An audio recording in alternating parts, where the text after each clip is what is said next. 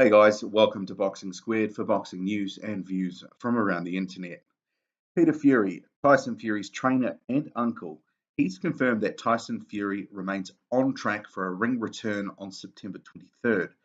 That's on the Joseph Parker Hughie Fury headline card in Manchester. Obviously, Joseph Parker, the WBO heavyweight champ, and Hughie Fury, the mandatory challenger. So Peter Fury says that Tyson looking good for a ring return, and I've got to say, I think this is really good for boxing.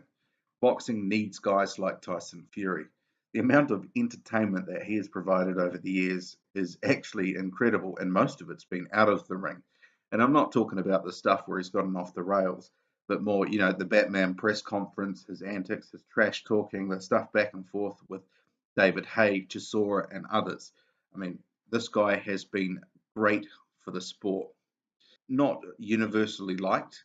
Obviously, he's not completely PC. He says what he thinks, and some people don't like him for it.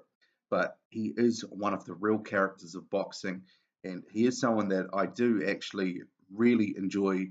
Not only sort of watching in a build up to a fight, similar to like guys like Chisora and White, Jarrell Miller.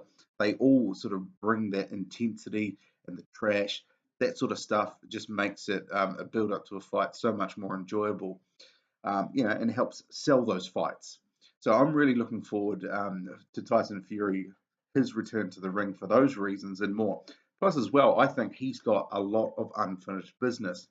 Obviously, we know that he defeated Klitschko on his home turf in the end of 2015, took his belt, and then from there, he obviously went off the rails, well documented, and a bit of a sad story. And hopefully, he has gotten past some of those demons that he was holding. He was depressed for a time, and we know that can be quite a trying sort of time for someone. So I'm hoping that Fury comes back, good state of mind. And you would have seen some of the video that has been doing the rounds. Actually, he seems to be getting his banter game back. He's the Tyson Fury of old. And some of the antics today at the Joseph Parker press conference, entertaining as ever. His reasons for not talking trash to Joseph Parker as opposed to guys like David Haye and that sort of thing. Hilarious. Okay, so is this realistic though? As we know, Tyson Fury has had a number of false starts since he announced he would be returning to the ring. He was meant to be returning a couple of times this year, but it hasn't happened. So what is to make us think that September is actually viable? You have to remember he's still got a lot of weight to lose, and he's not in the best of condition. We know he's got the skill.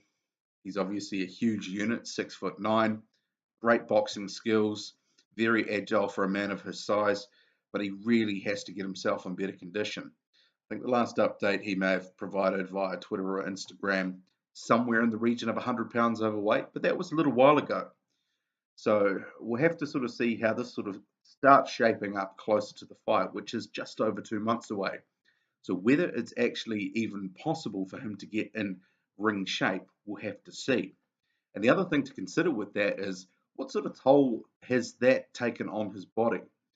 He's put on all this weight, he's been sedentary, he's done drugs, we know this is all public, and now he's had to sort of put himself through the ringer to get down again. We really don't know what toll that will take on him. Will he be a hair slower? Will he not quite have the same lateral movement? We'll just have to see in the end. Back to Peter Fury's comments though. So he's eyeing up having a world-class opponent for Tyson to face. Someone in the top 5. Potential opponents? Well, if it's a top 5 opponent, you'd have to say most of them are spoken for at the moment. But, I mean, someone like Povetkin, Ortiz, they probably wouldn't turn down that fight. But is that realistic? Not really. So who is a realistic opponent? We don't have to look too far for that. You might remember he had a well-documented beef with Manuel Char just a couple of months ago. Whether that was orchestrated, hard to say, but possible. And Char has been rated as high as number 6 in recent months by the WBA. So maybe not quite top 5 and certainly not top 5 overall, but that might loosely fit that criteria that Peter Fury has set down. So post this, Fury has also, Peter Fury that is, has said that the goal is to potentially set up a mega fight towards the end of next year.